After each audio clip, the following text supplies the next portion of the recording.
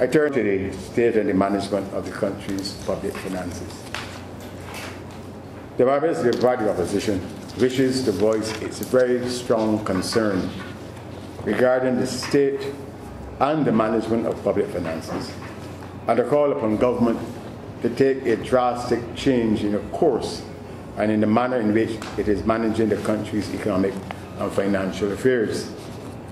Last year, when the budget was presented, the government was on course in that income year to realizing a deficit of almost $540 million in its capacity to meet its operating expenses.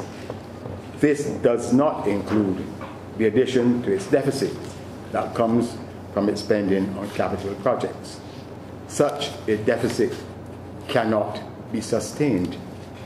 Government sought to address this by a series of measures which would amount to just over $150 million in a full fiscal year, leaving over $380 million in further adjustments to be soon undertaken by yet unspecified tax increases and unspecified expenditure cuts.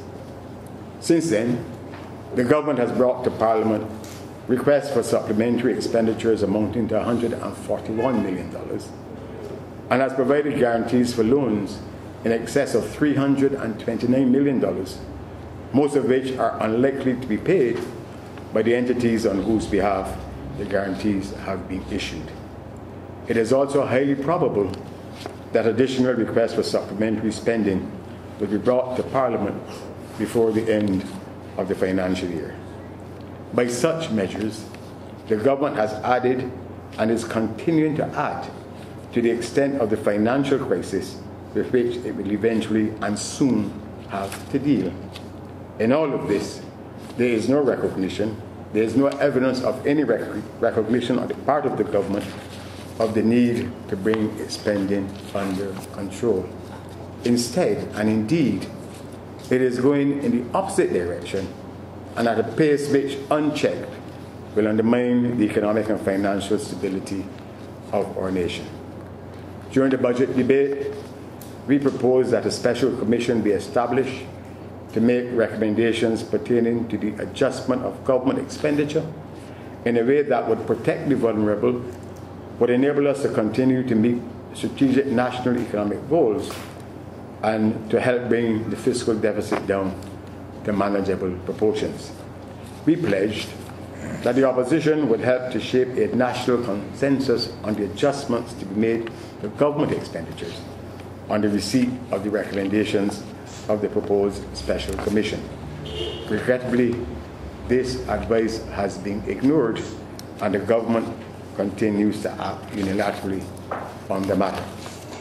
We remain also greatly concerned that in addition to the increased spending that has been sought through supplementaries, there are a number of other financial commitments which the government has made or will have to make in the immediate future that could weaken the country's public finances.